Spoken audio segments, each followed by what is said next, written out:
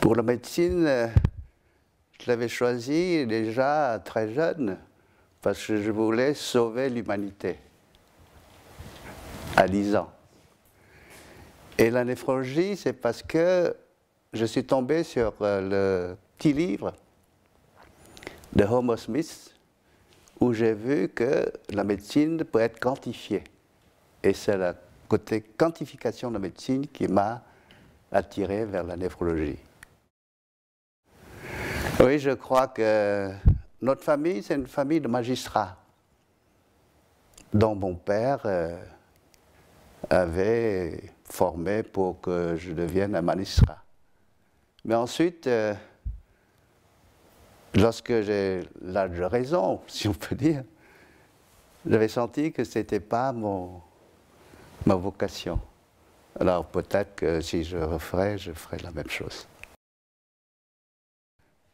Ça vient beaucoup de notre éducation.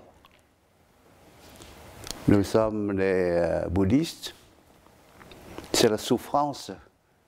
Je ne sais pas si vous connaissez la théorie ou la philosophie de Sakyamuni. La vie, c'est la souffrance. Alors, très jeune, je voulais être médecin non pas pour guérir, mais pour soulager la souffrance. Voilà ma position.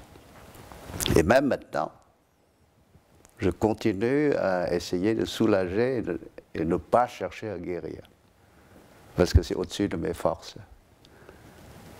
Ah, les grands hommes. Et bien sûr, si je suis là devant vous, c'est grâce à M. Hamburger. J'avais reçu une bourse de perfectionnement du corps professoral de l'université de Hue, d'où je suis né, d'origine. Et nous avons l'université de Freiburg et Breslau avait pris en charge la création de l'école de médecine de Hue. Et là, j'ai eu une bourse de perfectionnement et j'ai été à Fribourg dans les années 65, où il y avait le professeur Heinmeier et le professeur Zare qui étaient très en pointe, l'un en hématologie et l'autre en néphrologie. C'est pour ça que j'ai été à Fribourg pendant 3 ans pour apprendre la néphrologie et puis en particulier la physiologie rénale. C'est là où j'ai pratiqué pratiquement tous les examens. Vous parlez tout à l'heure de sédiments urinaires. Mais en Allemagne, tous les médecins devaient faire exactement cela dans le service. Et en particulier, j'avais fait des clearances immemorables d'une ligne, de pH, ainsi de suite, et je l'analysais moi-même. Il n'y avait pas de technicien pour le faire. Si on veut le faire, il faut le faire soi-même. Et j'ai appris beaucoup de choses. Et mon premier travail, c'était tout simplement de recueillir les urines. Et c'est pour ça que mon premier travail publié à l'EDTA, et là, je suis très content, puisque maintenant, on arrive à le démontrer de manière formelle, qu'au cours d'un science rénale aiguë, et en particulier à la période de reprise de la diurèse, il y a une modification du métabolisme des protéines qui était en catabolisme, devenait en anabolisme. Alors voyez-vous, c'est comme ça que j'ai commencé à Fribourg, recueillir des urines. Réfugié. Parce que je devais passer le Privatdozent à Fribourg. Et les événements malheureux qu'on appelle le Tet Mao Thân, c'est-à-dire en 1968, tous les boursiers devaient rentrer au Vietnam. Et comme ma femme est française, et nous avons déjà 4 enfants, nous sommes passés de manière officielle par la France pour prendre le bateau à Marseille, pour rentrer au Vietnam. En arrivant, mais j'avais déjà planifié, en arrivant à Paris, je suis resté, puis j'ai demandé d'être réfugié à Paris. Et M. Hamburger m'avait accepté comme vacataire dans son service. Voilà comment ça s'est passé. Et je me rappelle, je suis très chanceux parce qu'à ce moment-là, le gouvernement français s'intéressait au génie médical. Et c'est pour la première fois qu'il a créé la délégation de recherche scientifique et technique et avait sorti des budgets pour le rein artificiel. Et j'arrivais vraiment au bon moment parce qu'à Necker, à ce moment-là, il n'y a pas beaucoup de monde qui s'intéressait au rein artificiel en 1968. Et comme j'étais tout seul, ben, j'avais pu le développer avec M. Foumontano et Cronier. Tout ce que nous avons fait jusqu'à maintenant et c'est réalisé partout dans le monde. J'en suis très fier de ce parcours. La première chose, c'est de toujours chercher. C'est ça l'essence même de, c'est pas de médecin, praticien, mais de tout le monde. Dans n'importe quel domaine, il faut chercher à être curieux et de ne pas être dogmatique. Moi, je suis contre les doctrinaires. Dans tout d'ailleurs, parce qu'il y a toujours une ouverture. Et c'est comme ça que j'enseigne à mes enfants. Il ne faut pas dire que c'est impossible, c'est ça le maître mot. Voilà ce que je dirais. Et d'ailleurs, avec mon petit-fils, j'explique des phénomènes physiques, par exemple, pourquoi une balle tombe dans la table. Et ainsi de suite. Comment tracer une ligne droite pour qu'un enfant de 6 ans, 7 ans. Et vous, c'est pour moi, c'est toujours cette recherche de savoir. Chercher ça. Et là aussi, je reviens toujours à mon éducation. Pour nous, la première chose que les parents disent aux enfants, c'est étudier, étudier, étudier. Rien d'autre. La souffrance, c'est la sympathie. Par exemple, actuellement, je vois, mais les jeunes, ils ne touchent pas aux malades. Et des fois, rien que prendre la main, ça suffit déjà à commencer l'acte médical. Et je regrette beaucoup parce que je regarde mes jeunes collègues, des fois même ils ont peur de se salir. Parce que maintenant, je vois les gens pas toujours mettre des gants pour faire n'importe quoi. Ça, pour moi, c'est la fin de la médecine si on met des gants pour tout faire. Parce qu'avant, les gants, c'était pour protéger le malade.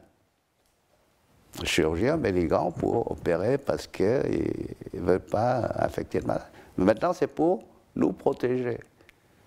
Alors, je crois que ça, c'est contraire à l'acte médical, au rapport médecin-malade. Je raconte souvent, c'est que j'ai commencé la médecine en France en faisant des remplacements. Et toujours, c'est dans des régions vraiment peu évoluées, par exemple en Picardie, dans les années 57. Et là, ce que j'ai toujours l'image dans ma tête, c'est les accouchements. Et je faisais les accouchements en pleine campagne, tout seul. Pas d'infirmière, pas de sage-femme déjà, mais pas d'infirmière. Et comme vraiment dans les capture, le mari qui est en train de chauffer l'eau, ainsi de suite.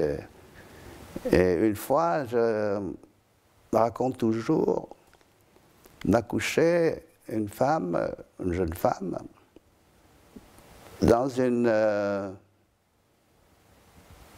petite paillote qui fabriquait pour ne pas, si je peux dire, salir la maison peut-être. Et l'accouchement s'est bien passé, mais par contre, le nourrisson était tout blanc.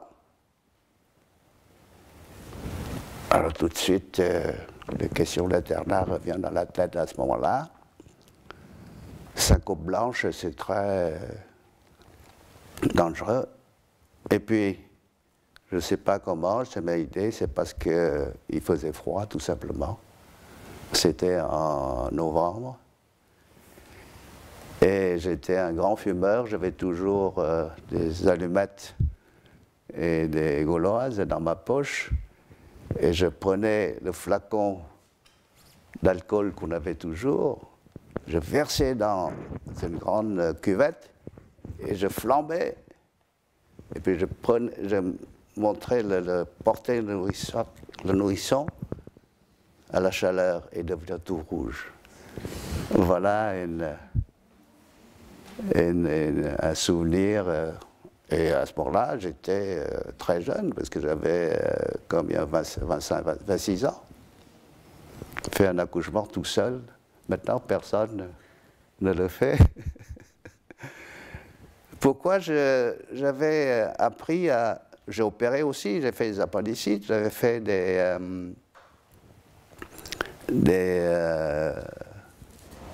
césariennes, des fractures ouvertes, les accouchements bien sûr, parce que je voulais me former pour être polyvalent en rentrant au Vietnam. Pour tout faire, pour savoir tout faire. Tout faire, bien sûr, mais savoir faire. C'est pour ça que j'ai passé dans tous les services. J'étais interne en province et puis je passais un service et j'apprenais le métier, tout simplement. Et je l'ai appliqué en plus, c'est ça. C'est pas seulement que j'ai appris, mais je l'ai appliqué. Non, non, pas du tout. C'est parce que je trouvais que la néphrologie m'apportait le côté scientifique de la médecine. Mes maîtres français m'ont appris la clinique et souvent on s'étonne comment on peut faire un diagnostic difficile en regardant le malade, en palpant le foie. Très peu de choses quand on voit maintenant qu'on attend tous les examens complémentaires pour se décider. Et puis après, c'est surtout en Allemagne où on m'a éduqué dans l'approche scientifique de la médecine. Et c'est pourquoi je reviens toujours à l'aspect quantitatif de la médecine. Parce que la clairance, c'est formidable comment on peut mesurer une fonction d'un organe qu'on ne voit même pas. Et c'est ça qui m'a toujours, et même en ce moment, d'ailleurs c'est pour ça, pour l'organe artificiel, je cherche aussi à faire des mesures, à faire des schémas, ainsi de suite, pour pouvoir approcher de plus près les phénomènes. Le plus riche, c'est les membranes hautement perméables que nous avons, que l'industrie française a mis au point et que M. Burger m'a permis de l'appliquer chez l'homme. À ce moment-là, c'était une aventure vraiment très difficile. Vous traitez les malades tranquillement avec la cuprophane, maintenant prendre des membranes nouvelles, on ne sait même pas qu'est-ce que ça va se passer, ainsi de suite. Et dans sa rigueur, M. Burger m'a demandé de faire de l'expérimentation animale à l'équerre avec la membrane avant de passer chez l'homme. Avec rapports circonstanciés pour qu'au cas où il y a quelque chose, on en a pris une démarche scientifique rigoureuse et non pas expérimentale. Et lorsque le matin du jour où on a branché le patient et lorsque le sang est retourné chez le malade et qu'il n'y avait aucun effet d'intolérance, et puis surtout, après 4 heures de dialyse, on était à côté avec beaucoup de monde pour faire les prélèvements, ainsi de suite. Ça, c'est vraiment pour moi, c'est quelque chose d'inoubliable. Et d'ailleurs, tout le personnel infirmier, les infirmières, me rappellent toujours cet instant-là. C'est madame, j'ai oublié le nom, voyez-vous, mais je la vois. Je la vois. Et surtout, à ce moment-là, nous avons réalisé des choses qui avaient créé des polémiques. Notre hypothèse de travail, c'était, vous vous rappelez, à ce moment-là, ce qu'on appelle les moyennes molécules qui provoquaient la polynévrite urémique. Et nous avons pris une patiente avec une polynévrite qui était là, vraiment paralysée. Et nous avons traité pendant 6 mois, elle s'est remise à marcher. Et on disait que M. Mann dialysait avec l'eau de Lourdes. Et Bergström, qui était dans le même combat que nous descendait à tous les coups, dit c'est pas possible, ainsi de suite. Voilà aussi du côté biologique, là, du côté scientifique, là. Le côté clinique et le côté scientifique, c'est les toxines urémiques. À ce moment-là, même nos collègues étaient contre. Ils disaient que ça n'existait pas. Et si vous regardez la littérature actuelle, on dit toujours que quand ça marche bien, c'est grâce à l'épuration des toxines urémiques.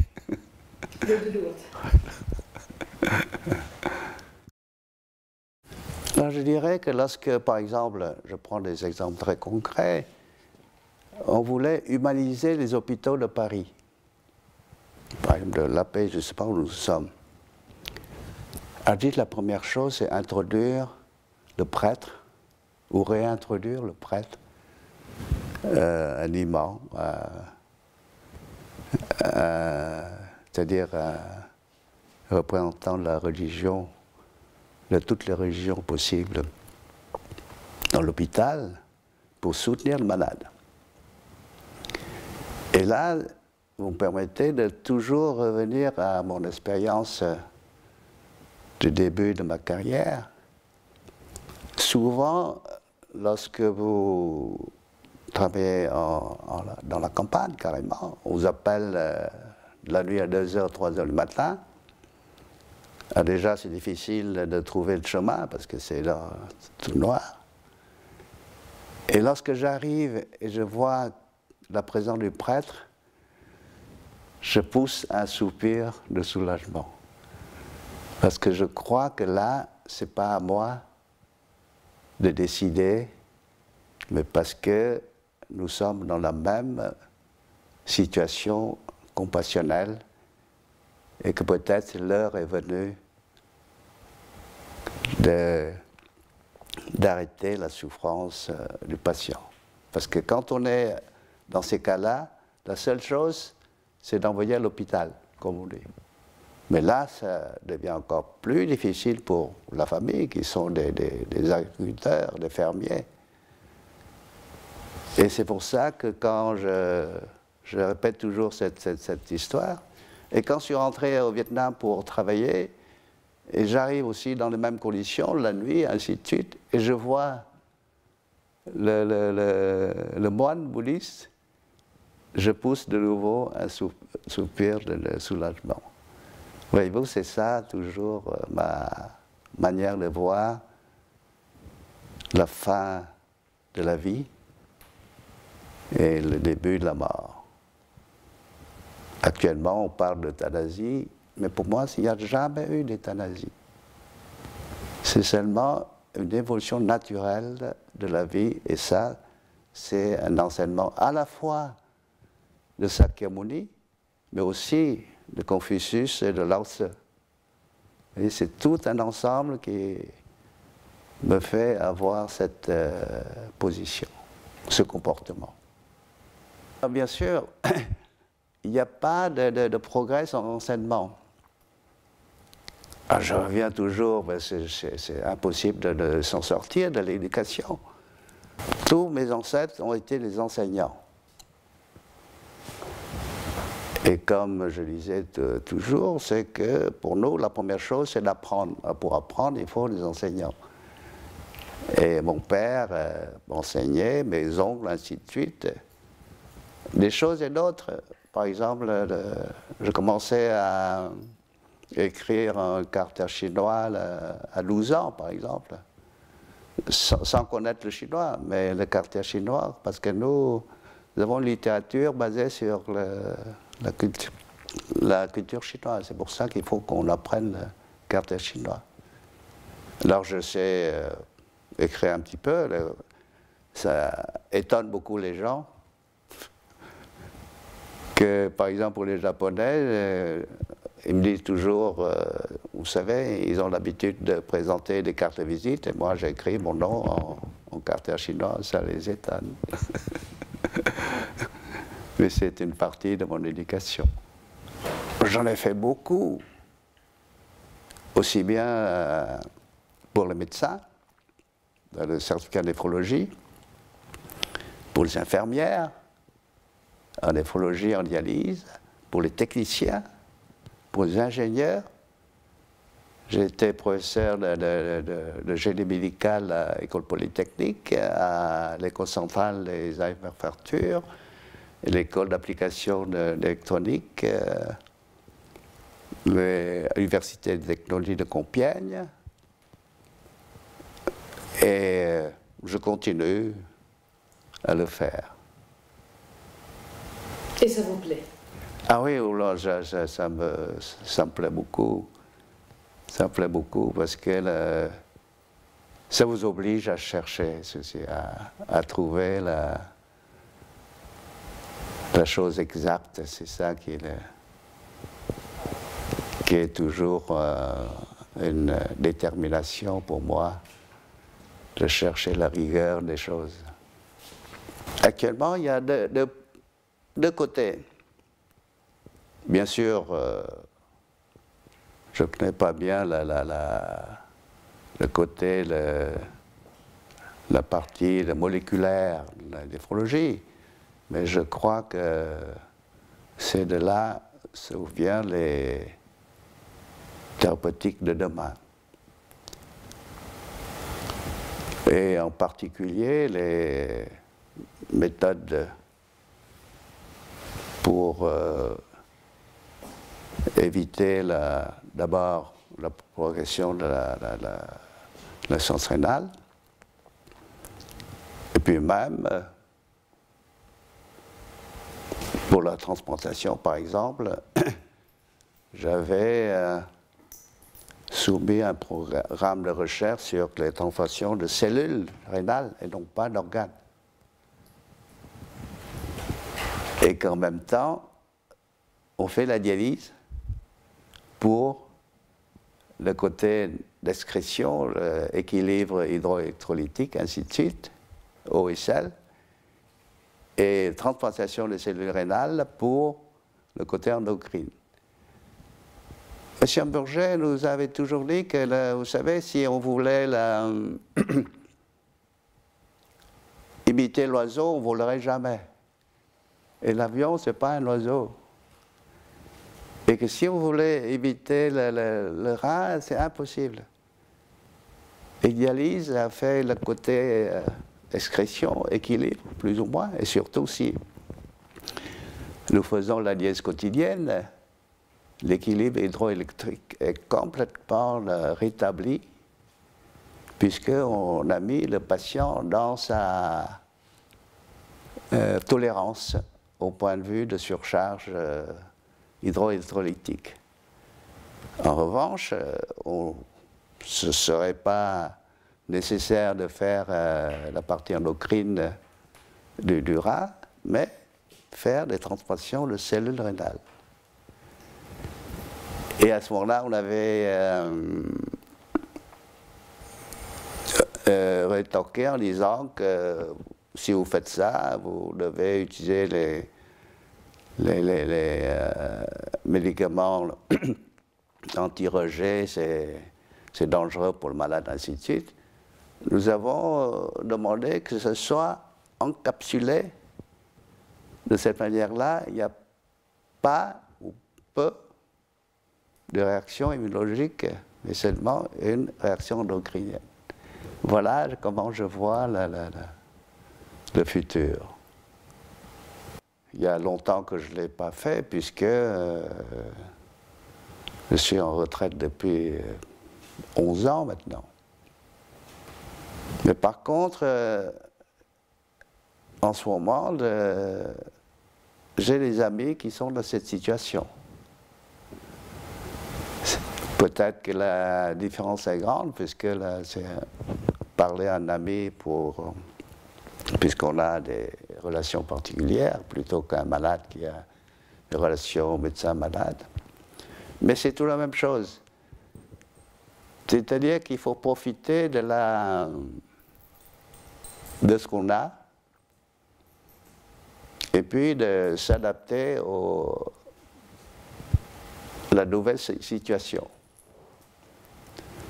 En d'autres termes, faire corps avec son traitement et non pas le repousser, parce que si on le repousse, c'est pas possible. Moi-même, je prétends que je suis un malade très compliant, puisque je prends les médicaments à telle heure, suivant ce que dit mon médecin, ainsi de suite. Et c'est pour ça que c'est intéressant d'être des deux côtés de la barrière, si on peut dire. Et de ne pas être, en tant que médecin, exigeant envers le malade. Puisqu'on sait que quand on est malade, on a toujours des faiblesses. Et c'est pour ça que mes contacts avec les patients est plutôt dans le sens sympathique, même si le patient ne suit pas vos instructions. Mais chercher à faire comprendre les choses pour qu'ils se mettent, pas dans le droit chemin, mais appliquer les instructions. Je dis toujours, et puis on plaisante que je joue sur les mots, mais je ne demande jamais aux malades de faire un régime.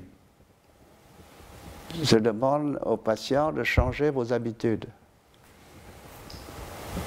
Voilà comment j'aborde le patient.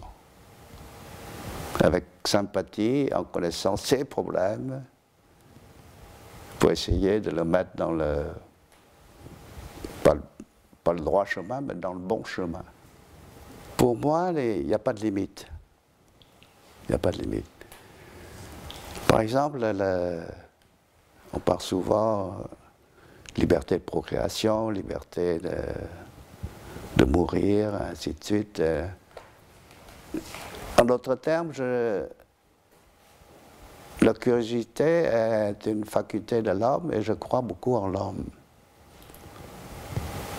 Et ce qui fait, bien sûr, il y a du bien et du mal, mais heureusement, de temps en temps, il y a des gens qui sortent de l'ordinaire et ça me dit, voilà, pourquoi il faut croire en l'homme, en sa destinée. Et la curiosité, c'est la première chose qui nous distingue peut-être du règne animal. Justement, j'avais regardé à Bruxelles, je me suis dit, mais si on va me poser cette question-là, qu'est-ce que je vais répondre? Mais la première chose qui m'est sortie après, je ne dirais pas poésie, c'est la souffrance, comme j'ai déjà dit. Et j'avais déjà ce mot-là lorsque j'étais dans l'amphithéâtre où je voyais mes collègues parler de poésie dans la médecine. Peut-être que je suis, déjà parce que je ne suis pas français, peut-être que je ne suis pas européen, mais je ne vois pas de poésie dans la médecine. Parce que la médecine, c'est quoi? La médecine, pour moi, c'est la maladie. Donc quand vous parlez médecine, je pense à la maladie. La maladie, c'est souffrance. Et notre rôle, c'est de soulager la souffrance. À la bibliothèque où j'étais hier, là, il y a un petit livre de M. Burger, Conseil aux étudiants en médecine. Sa première phrase, je n'en parle pas par cœur, me dit que si on ne sent pas la vocation, il ne faut pas faire. Mais je demande maintenant, est-ce que les jeunes qui font la médecine ont encore cette attitude-là? Et moi, je garde toujours la même idée. Si on n'a pas la vocation, ce n'est pas la peine de faire la médecine. Et la néphrologie, c'est si le jeune s'attache à mesurer, à quantifier, par exemple, pour voir combien pourquoi on urine 1 litre, et d'autres fois 2 litres, et 2 fois 500 millilitres. Mais il faut le mesurer pour savoir, ainsi de suite. Voyez-vous, la néphrologie, c'est la mesure, la quantification. Bien sûr, maintenant, il y a d'autres domaines de la médecine où on mesure très bien. Mais je crois que c'est la seule qui est basée là-dessus pour avancer. Ah ben, ce que j'avais dit, c'est que